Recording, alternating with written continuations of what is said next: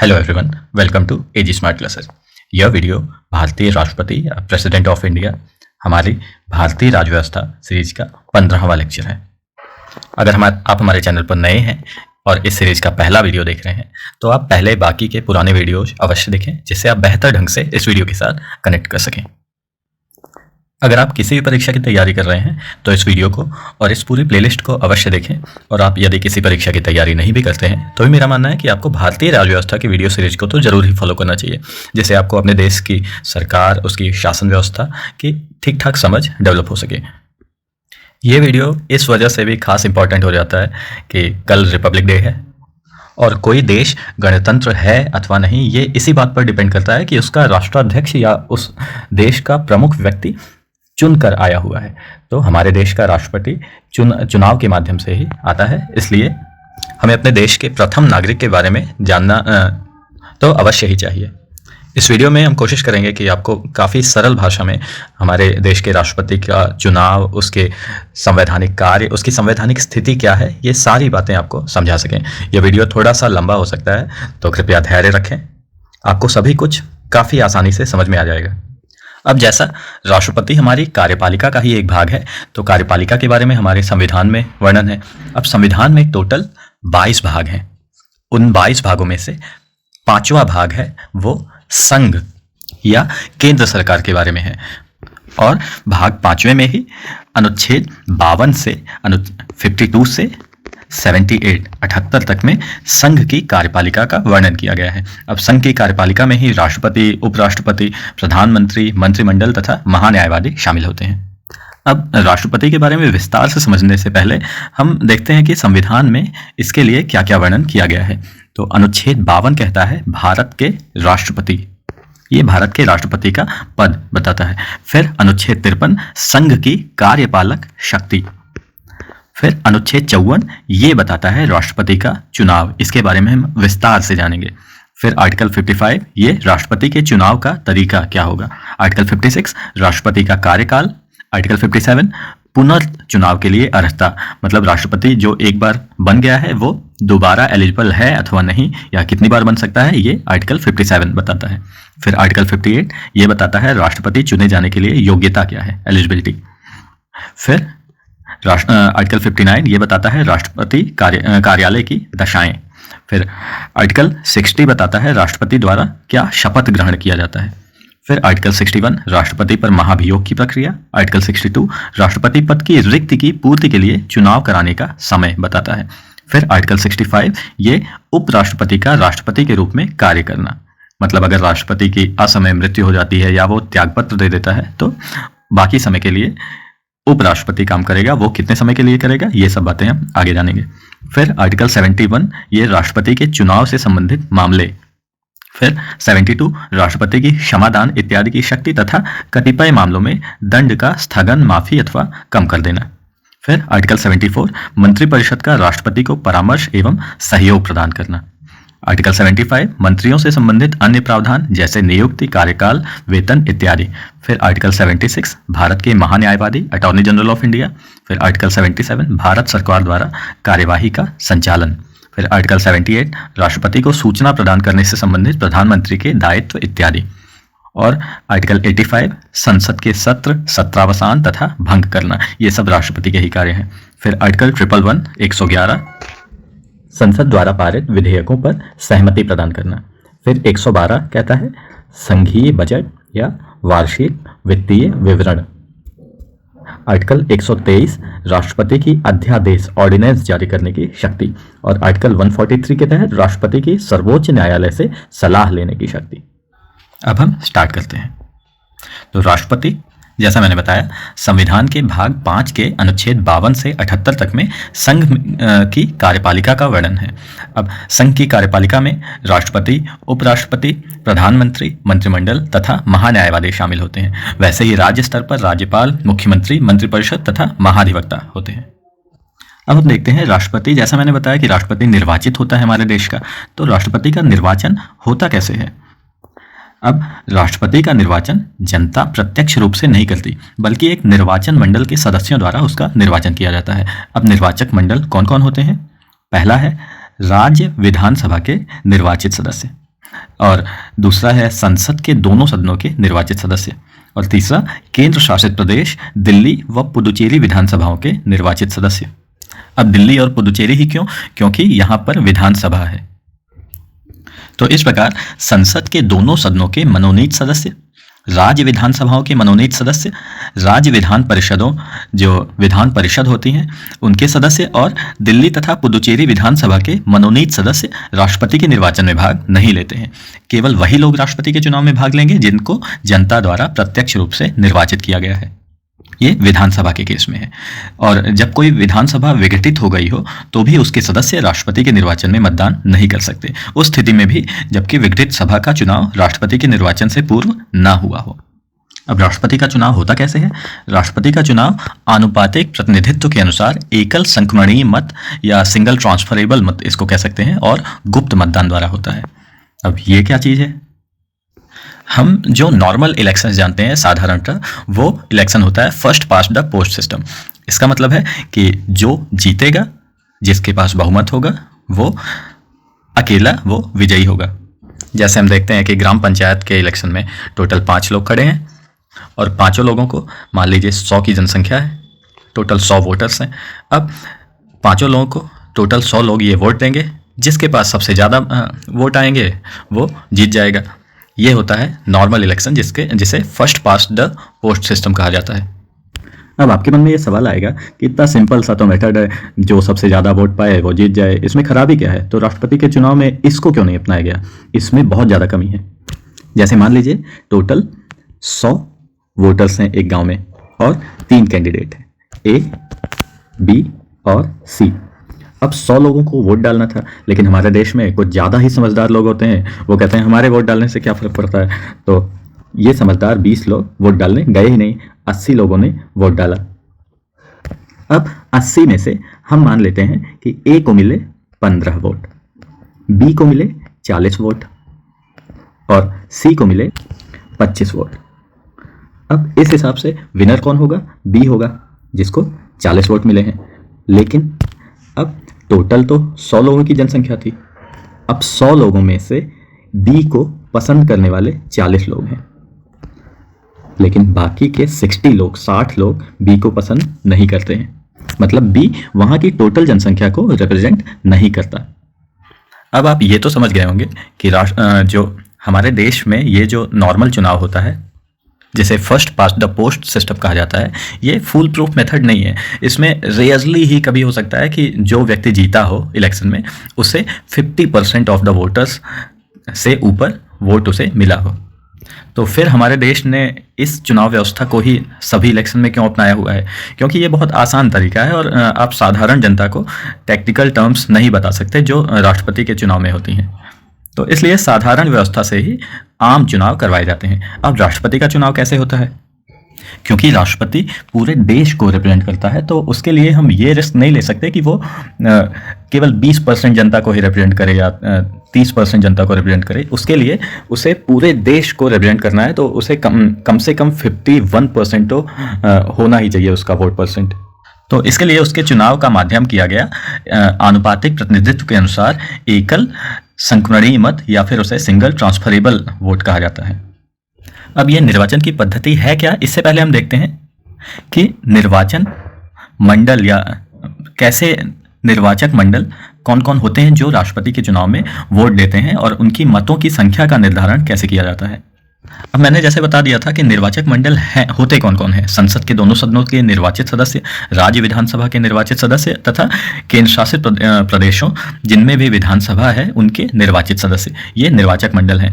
अब संविधान में ये प्रावधान है कि राष्ट्रपति के निर्वाचन में सभी राज्यों का प्रतिनिधित्व समान रूप से हो, साथ ही राज्यों तथा संघ के मध्य भी समानता हो।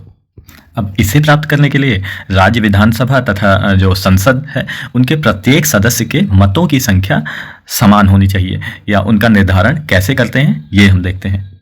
अब इसके पहले हम देखते हैं कि हमारी जो निर्वाचक मंडल है वो कितना है। तो लोकसभा में 550 सीटें हैं, पहले 552 थी, जो 2 एंग्लो इंडियन थे उनको हटा दिया गया, लेकिन इस समय टोटल लोकसभा में 543 सीटें हैं।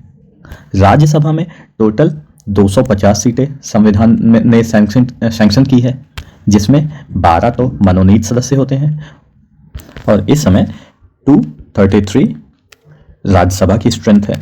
तो ये हो जाता है 776। तो संसद के सदस्य टोटल इलेक्टेड 776 हैं और राज्य विधानसभा के टोटल, हमारे जितने भी राज्य हैं उनमें विधानसभा के टोटल इलेक्टेड मेंबर्स कितने हैं? 4120। तो 4120 में 776 को ऐड करते हैं अगर, तो ये टोटल नंबर आता है 4896। अब ये जो 4896 लोग हैं ये राष्ट्रपति के लिए वोट देते हैं। अब ये जो 4896 लोग हैं ये जाकर सिंपली राष्ट्रपति के वोटिंग प्रोसेस में जाकर वोट दे दें, जो जीत जाए वो राष्ट्रपति बन जाए। ये आसान तरीका है, लेकिन ऐसा नहीं किया जा सकता क्योंकि संविधान में ये प्रावधान किया गया है कि राष्ट्रपति के निर्वाचन में विभिन्न राज्यों का प्रतिनिधित्व समान रूप से हो और साथ ही राज्यों तथा संघ के मध्य भी समानता हो। अब इसका क्या मतलब है? इसको आप ऐसे समझ सकते हैं, मान लीजिए टोटल 2 अलग अलग राज्य हैं। अब इस राज्य में विधानसभा के या मुख्यमंत्री के जो चुनाव होते हैं उनके लिए टोटल विधायकों की संख्या 3 है और इस राज्य में विधायकों की संख्या 2 है। इस राज्य की जनसंख्या है 300 और इस राज्य की जनसंख्या है 150। अब इस वाले राज्य में टोटल 3 विधायक 300 लोगों को रिप्रेजेंट कर रहे हैं, मतलब एक विधायक 100 लोगों को रिप्रेजेंट करता है। वहीं पर इस राज्य में देखें तो 2 विधायक 150 लोगों को रिप्रेजेंट कर रहे हैं, मतलब एक विधायक केवल 75 लोगों को रिप्रेजेंट कर रहा है। तो अगर हम देश के रूप में देखें तो इधर ये वाले राज्य में एक विधायक 100 लोगों को रिप्रेजेंट करता है और ये वाला एक विधायक केवल 75 लोगों को करता है। तो ये रिप्रेजेंटेशन में, प्रतिनिधित्व में समानता नहीं है। तो इसी का प्रावधान संविधान में किया गया है कि सभी राज्यों में प्रतिनिधित्व समान रूप से हो। अब इसको कैसे सही किया जाए, इसी के लिए हम आगे देखते हैं मतों की संख्या का निर्धारण कैसे करेंगे। अब प्रत्येक विधानसभा के निर्वाचित सदस्य के मतों की संख्या उस राज्य की जनसंख्या को उस राज्य की विधानसभा के निर्वाचित सदस्यों तथा 1000 के गुणनफल से प्राप्त संख्या द्वारा भाग देने पर प्राप्त होती है। आखिर कहना क्या चाहते हो? तो इतना भी टफ नहीं है जितना लग रहा है। तो जैसे मैंने पहले बताया कि एक राज्य में 300 लोग थे और 3 विधायक थे, तो एक विधायक कितने को रिप्रेजेंट कर रहा है ये कैसे पता लगाया? 300 को 3 से भाग दे दिया। लेकिन एक्चुअल में 300 लोग तो होते नहीं हैं, 30 लाख तक लोग होते हैं, करोड़ों में होते हैं। तो इनमें अगर हम, और विधायक कितने हैं? 50 से 60 विधायक होंगे, 100 विधायक होंगे। तो इस ऐसे निकालने के लिए अगर हम निकालते हैं उनके मतों की संख्या या उस कितने को वो रिप्रेजेंट कर रहा है उसका मूल्य क्या होगा, तो वो लाखों में उसकी संख्या आएगी। जैसे 30 लाख को अगर हम 60 से डिवाइड करते हैं तो भी लगभग 50,000 के आसपास आएगा। तो इतना ज़्यादा मूल्य इसको लेकर के ये डाटा कैलकुलेट करने में बहुत ज़्यादा टफ हो जाएगा। तो इसलिए क्या किया जाता है, एक विधायक के मत का मूल्य राज्य की टोटल जनसंख्या को राज्य के विधानसभा के निर्वाचित कुल सदस्य से भाग दिया जाता है। फिर ये संख्या ज़्यादा होती है, कैलकुलेशन में टफ ना हो इसलिए फिर उसे 1000 से भाग दे दिया जाता है। अब ऐसे ही संसद के प्रत्येक सदन के निर्वाचित सदस्य के मतों की संख्या सभी राज्यों के विधायकों के मतों के मूल्य को संसद के कुल सदस्यों की संख्या से भाग देने पर प्राप्त होती है। अब ये क्या है? ये भी वही चीज़ है कि एक संसद के सदस्य के मतों का मूल्य क्या होगा, तो हमने विधायक के मत का मूल्य निकाल लिया, एक विधायक के, ऐसे सभी जितने भी विधायक हैं 4120, इन सभी के मतों का मूल्य उनको ऐड कर देंगे। उसके बाद उसे संसद के निर्वाचित सदस्यों की कुल संख्या से, वो कितनी है 776, इससे डिवाइड कर देंगे तो हमें एक संसद सदस्य के मतों का मूल्य मिल जाएगा। अब हमने मतों के मूल्य का निर्धारण देख लिया। अब हम देखते हैं निर्वाचन प्रक्रिया होती कैसे है राष्ट्रपति की। तो जैसे मैंने बताया ये सिंगल ट्रांसफरेबल वोट सिस्टम है, मतलब एकल हस्तांतरणीय वोट सिस्टम है। तो जैसे मैंने बताया था पुराना जो मेथड था first past the post system, उसमें खामियां थी। तो इस वाले में क्या प्रावधान किया गया है इसको हम एक एग्जाम्पल से समझते हैं। मान लीजिए राष्ट्रपति के लिए टोटल 4 कैंडिडेट खड़े हैं, A, B, C और D। तो जो भी ये निर्वाचक मंडल हैं उन्हें एक इस तरह का बैलेट पेपर दिया जाएगा और उन्हें इस बैलेट पेपर में अपनी प्रेफरेंस भरनी होगी। मतलब वो इन चारों में से किसी एक को नहीं चुनेंगे, वो चारों के चारों को चुनेंगे इस प्रकार से कि जैसे एक कोई कहेगा कि हम पहले नंबर पे बी को पसंद करते हैं, अगर बी नहीं बन पाया तो हम दूसरे नंबर पर ए को पसंद करते हैं, अगर ए भी नहीं बन पाया तो हम तीसरे नंबर पर डी को पसंद करते हैं और चौथे नंबर पर सी को पसंद करते हैं। तो ये जितने भी वोटर्स हैं ये इसी प्रकार से इसमें प्रेफरेंस अपनी भरेंगे। अब ये भरने के बाद इसको बैलेट पेपर को सबमिट किया जाएगा। तो ये तो हो गई निर्वाचन प्रक्रिया। अब इसकी काउंटिंग कैसे होगी? तो अब काउंटिंग करते समय देखा जाएगा कि ए, बी, सी और डी को फर्स्ट प्रेफरेंस कितनी बार मिली है। मान लीजिए टोटल 100 लोग वोट दे रहे हैं इसमें भी, तो 100 में से मान लीजिए ए को 40 लोगों ने फर्स्ट प्रेफरेंस दी है, बी को 30 लोगों ने दी है, सी को 15 लोगों ने दी है और डी को भी 15 लोगों ने फर्स्ट प्रेफरेंस दी है। अब पहली बार की काउंटिंग में किसी भी उम्मीदवार को 51 वोट नहीं मिले, 50% से अधिक वोट नहीं मिले। अब क्या होगा, इस पे फिर सेकेंड लेवल की काउंटिंग स्टार्ट की जाएगी। अब सेकेंड लेवल में क्या कहेंगे, डी वाले को कर देंगे टाटा बाय बाय। अब बी के जो 15 वोट हैं, ये 15 वोट ट्रांसफर होंगे इनके पास ए, बी और सी में, इसीलिए इसे सिंगल ट्रांसफरेबल वोट सिस्टम कहा जाता है। अब डी के जितने भी बैलेट पेपर हैं 15 लोगों ने डी को फर्स्ट प्रेफरेंस दी थी। अब 15 लोगों ने और बाकी ए, बी और सी को भी अपना सेकेंड थर्ड प्रेफरेंस दी होगी, फोर्थ। तो मान लीजिए सेकेंड प्रेफरेंस जिसमें डी फर्स्ट प्रेफरेंस पे है उसमें ए सेकेंड प्रेफरेंस पे 5 बार है, बी 7 बार है और सी 3 बार सेकेंड प्रेफरेंस पे है। तो अब ये जो 5, 7 और 3 है ये इनके पास चले जाएंगे, इनमें ऐड हो जाएंगे। तो अब ए के पास 45 हो गए, बी के पास 37 हो गए और सी के पास 33 हो गए। लेकिन अब भी हम देख रहे हैं कि किसी एक को भी 51 वोट नहीं मिले हैं। तो अब क्या होगा, अब नेक्स्ट राउंड की तरफ आगे बढ़ेंगे, थर्ड राउंड। तो सेकेंड राउंड में डी बाहर हो गया और ए के 45 वोट, बी के 37 और सी के 18 वोट अभी हैं, अभी भी कोई 51 तक नहीं पहुंचा है। तो अब क्या होगा, सी को बाहर करेंगे, ये टाटा बाय बाय होंगे। अब इसके जो वोट हैं 18 वोट, इनमें थर्ड प्रेफरेंस पे ए, बी और डी भी होंगे। अब हम मान लेते हैं सी जो पहले 15 था, बाद में इसको 3 और मिल गए। तो इसके जो फर्स्ट प्रेफरेंस जिनमें सी था 15, उसमें सेकंड प्रेफरेंस पे ए को मान लीजिए केवल 1 मिला, बी को 10 लोग ने वोट दिया और डी को 4 लोगों ने रखा था सेकंड प्रेफरेंस पे, जिनमें सी फर्स्ट प्रेफरेंस पे था। और ये जो 3 वोट डी वाले सी को मिले थे, इसमें मान लीजिए ए को 2 मिले थे और बी नेक्स्ट प्रेफरेंस में 1 नंबर इसको मिला है। अब ये जो डी को 4 प्रेफरेंस मिली है, ये 4 भी, डी तो पहले ही बाहर हो चुका है, तो डी के नेक्स्ट जो प्रेफरेंस रखी गई है उसमें मान लेते हैं ए 1 बार है और बी 3 बार है। तो अब ये ट्रांसफर होने के बाद वोट्स, अब ए के पास कितने वोट्स गए हैं, 1, 2, 1, 3 और 1, 4 और बी के पास 10, 3, 13, 1, 14। तो इस तरह से थर्ड लेवल की काउंटिंग के बाद ए के पास 49 वोट्स आए और बी के पास 51 वोट्स आए। इस तरह से ये एकल हस्तांतरणीय या सिंगल ट्रांसफरेबल वोट्स की काउंटिंग की जाती है और चुना जाता है कि कौन विजेता होगा। आई होप आपको ये निर्वाचन प्रक्रिया समझ में आ गई होगी। अब हम वीडियो में आगे चलते हैं। अब राष्ट्रपति चुनाव से संबंधित सभी विवादों की जांच व फैसले उच्चतम न्यायालय में होते हैं तथा उसका फैसला अंतिम होता है। तो जैसे चुनाव में, हर चुनाव में कोई ना कोई विवाद हो सकता है, तो उसमें अगर राष्ट्रपति के चुनाव में कोई विवाद होता है तो उसमें सुप्रीम कोर्ट, ये RTX भाई की तरह ही कहेगा मेरा फैसला अंतिम होगा।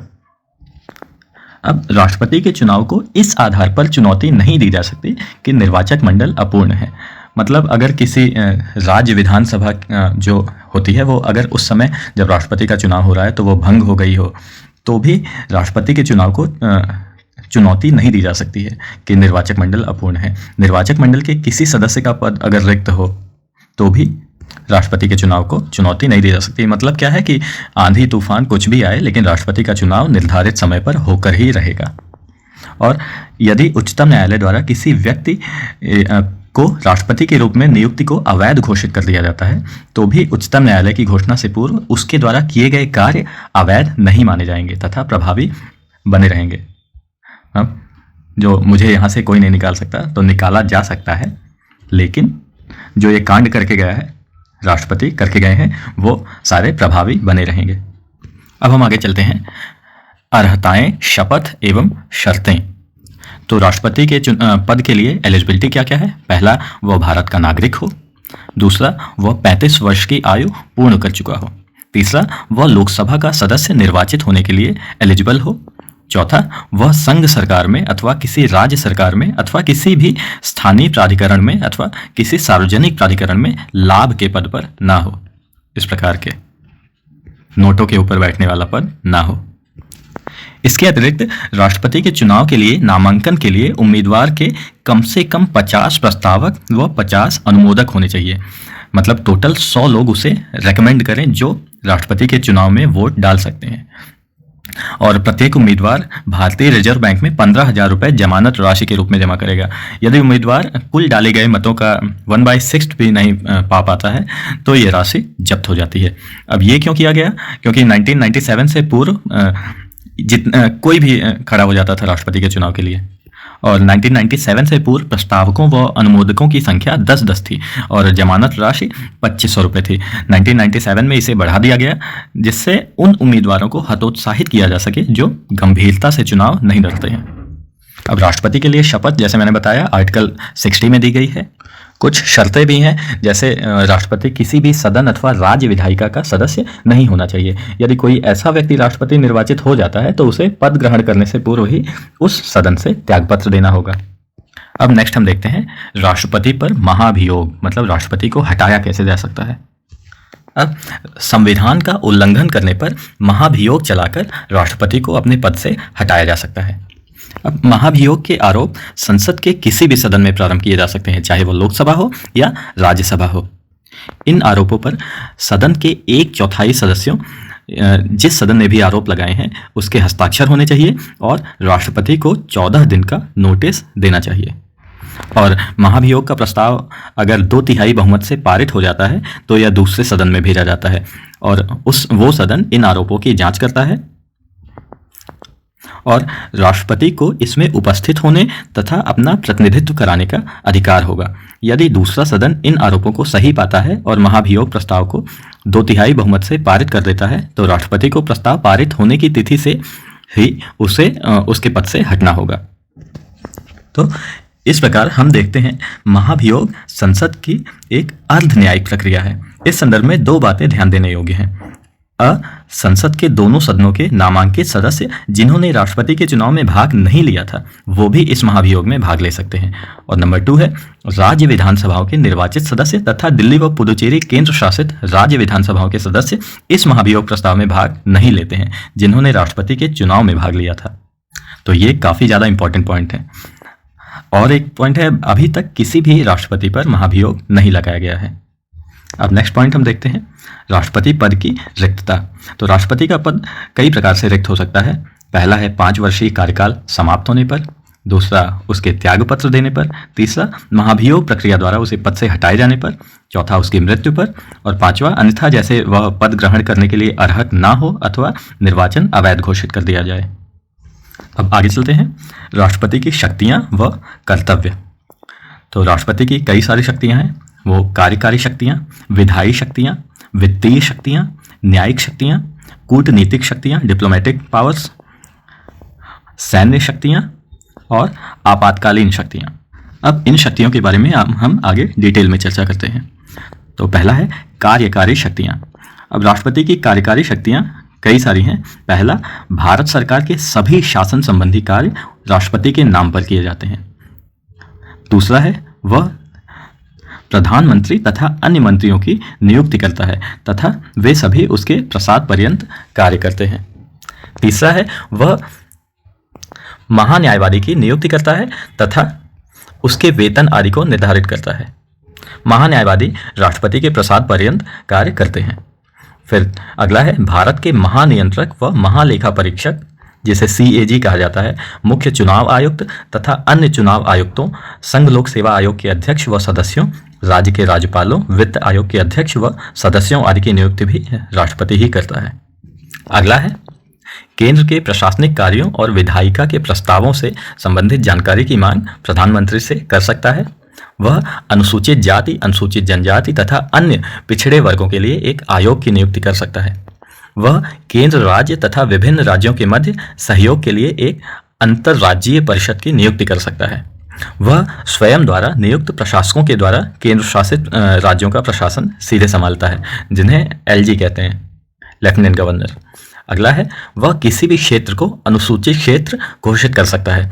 उसे अनुसूचित क्षेत्रों तथा जनजातीय क्षेत्रों के प्रशासन की शक्तियां भी प्राप्त हैं। फिर अगला है विधायी शक्तियां।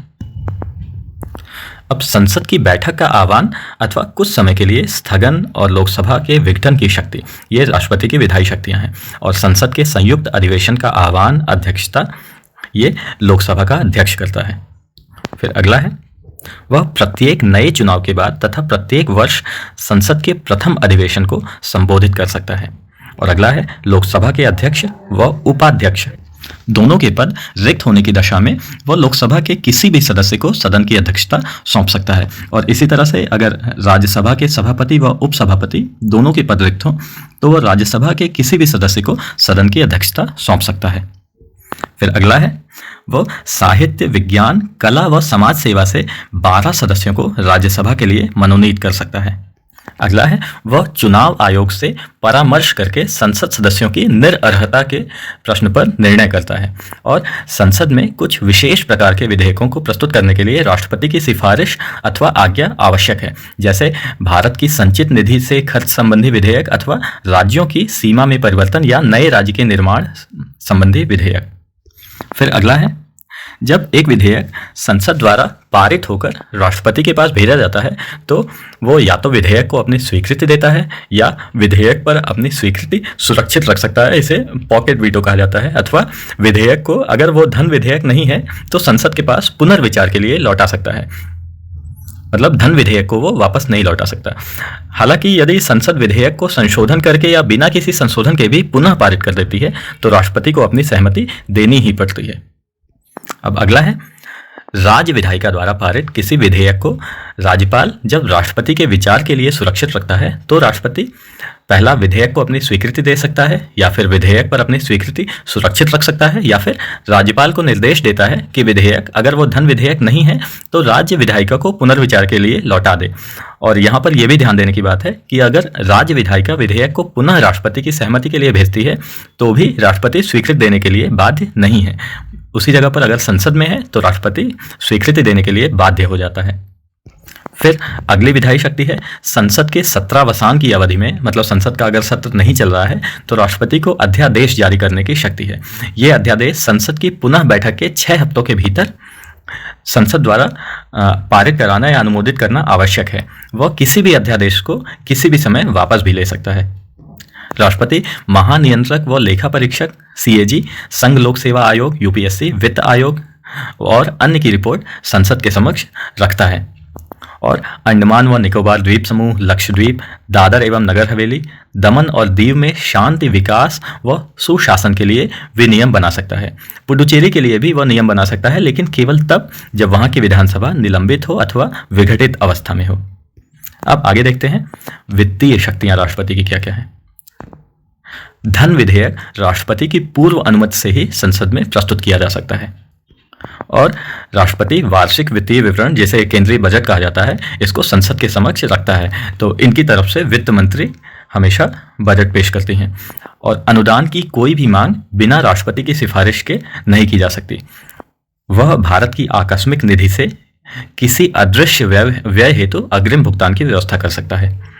वह राज्य व केंद्र के मध्य राजस्व के बंटवारे के लिए प्रत्येक 5 वर्ष में एक वित्त आयोग का गठन करता है। अब अगला है न्यायिक शक्तियां या जुडिशियल पावर्स। उच्चतम न्यायालय के मुख्य न्यायाधीश और उच्चतम न्यायालय और हाईकोर्ट उच्च न्यायालय के न्यायाधीशों की नियुक्ति भी राष्ट्रपति ही करता है और उच्चतम न्यायालय से किसी विधि या तथ्य पर सलाह ले सकता है आर्टिकल 143 के तहत, परंतु उच्चतम न्यायालय की यह सलाह राष्ट्रपति पर बाध्यकारी नहीं है। तीसरा है, वह किसी अपराध के लिए दोष सिद्ध किसी व्यक्ति के लिए दंडादेश को निलंबित कर सकता है, माफ या परिवर्तित कर सकता है, या दंड में क्षमादान, प्राणदंड स्थगन, राहत और माफी प्रदान कर सकता है। लेकिन ये भी जो राहत दी गई है मतलब दंडादेश को निलंबित करने की, ये भी इनकी तरह नहीं है आई pretend I do not see it, कि मैंने देखा नहीं तो कोई दंड नहीं। ये भी कुछ सीरियस केसेस में ही उसमें क्षमादान प्रदान किया जा सकता है। ये क्या क्या है? उन सभी मामलों में जिनमें सजा सैन्य न्यायालय में दी गई हो। दूसरा, उन सभी मामलों में जिनमें केंद्रीय विधियों के विरुद्ध अपराध के लिए सजा दी गई हो। और तीसरा, उन सभी मामलों में जिनमें दंड का स्वरूप प्राण दंड हो, उसी में ही ये सजा में माफी या उसे समाप्त कर सकता है। फिर अगली शक्ति देखते हैं, कूटनीतिक शक्तियां या डिप्लोमेटिक पावर्स। इसमें अंतर्राष्ट्रीय संधियां और समझौते राष्ट्रपति के नाम से किए जाते हैं। हालांकि इसके लिए संसद की अनुमति अनिवार्य है। वह अंतर्राष्ट्रीय मंचों व मामलों में भारत का प्रतिनिधित्व करता है और कूटनीतिज्ञों, डिप्लोमेट्स जैसे राजदूतों और उच्चायुक्तों को भेजता है एवं उनका स्वागत करता है। फिर नेक्स्ट है सैन्य शक्तियां। वह भारत के सैन्य बलों का सर्वोच्च सेनापति होता है। इस क्षमता में वह थल सेना, जल सेना और वायु सेना के प्रमुखों की नियुक्ति करता है। वह युद्ध या इसकी समाप्ति की घोषणा करता है, लेकिन यह संसद की अनुमति के अनुसार ही होता है। फिर नेक्स्ट है आपातकालीन शक्तियां। तो उपरोक्त साधारण शक्तियों के अतिरिक्त भी संविधान ने राष्ट्रपति को निम्नलिखित 3 परिस्थितियों में आपातकालीन शक्तियां प्रदान की हैं। पहली है राष्ट्रीय आपातकाल, जो अनुच्छेद 352 के तहत है। दूसरा है राष्ट्रपति शासन, जो अनुच्छेद 356 और 365 के तहत है। और तीसरा है वित्तीय आपातकाल, जो अनुच्छेद 360 के तहत है। फिर अगला हम देखते हैं राष्ट्रपति की वीटो शक्ति। अब संविधान के अनुच्छेद 111 के अंतर्गत राष्ट्रपति को वीटो की पावर्स है। वो क्या क्या है?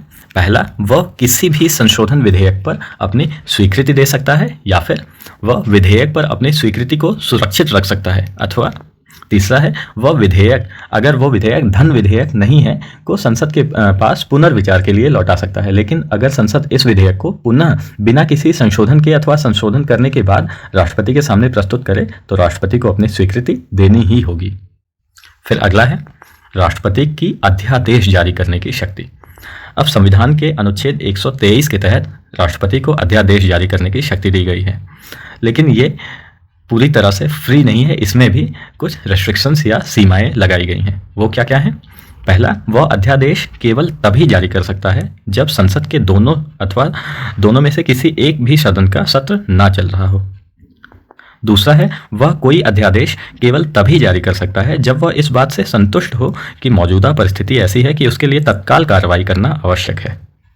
और तीसरा है, सभी मामलों में अध्यादेश जारी करने की उसकी शक्ति केवल समयावधि को छोड़कर संसद के कानून बनाने की शक्तियों के बराबर ही है। इसकी 2 व्यवस्थाएं हैं। पहला, अध्यादेश केवल उन्हीं मुद्दों पर जारी किया जा सकता है जिन पर संसद कानून बना सकती है। और दूसरा, अध्यादेश को वही संवैधानिक सीमाएं होती हैं जो संसद द्वारा बनाए किसी कानून की होती हैं। अतः एक अध्यादेश किसी भी मौलिक अधिकार का लघुकरण अथवा उसको छीन नहीं सकता। अगला है, संसद के सत्रावसान की अवधि में, मतलब जब संसद का सत्र ना चल रहा हो, उस समय जारी किया गया हर अध्यादेश संसद की पुनः बैठक होने पर दोनों सदनों के समक्ष प्रस्तुत किया जाना चाहिए। अगर संसद के दोनों सदन उस अध्यादेश को पारित कर देते हैं तो वह कानून का रूप धारण कर लेता है, और अगर इस पर संसद कोई कार्रवाई नहीं करती तो संसद की दोबारा बैठक के 6 हफ्ते के पश्चात यह अध्यादेश समाप्त हो जाता है। अब हमने जितना भी जाना, उसके बाद हम देखते हैं राष्ट्रपति की संवैधानिक स्थिति क्या है। अब संविधान में सरकार का स्वरूप संसदीय है। इसका मतलब है राष्ट्रपति केवल कार्यकारी प्रधान होता है। जो मुख्य शक्तियां हैं वो प्रधानमंत्री के नेतृत्व वाले मंत्रिमंडल में निहित होती हैं, या दूसरे शब्दों में कहें तो राष्ट्रपति अपनी कार्यकारी शक्तियों का प्रयोग प्रधानमंत्री के नेतृत्व वाले मंत्रिमंडल की सहायता व सलाह से करता है। अब डॉक्टर B.R. अम्बेडकर ने राष्ट्रपति की वास्तविक स्थिति को बताया था। उन्होंने कहा था कि भारतीय संविधान में भारतीय संघ के कार्यकलापों का एक प्रमुख होगा जिसे संघ का राष्ट्रपति कहा जाएगा। So that's all for now. इस वीडियो में इतना ही। आशा करता हूँ वीडियो आपको अच्छा लगा होगा। अगर वीडियो अच्छा लगा हो तो वीडियो को लाइक करें, चैनल को सब्सक्राइब करें और शेयर करें। धन्यवाद।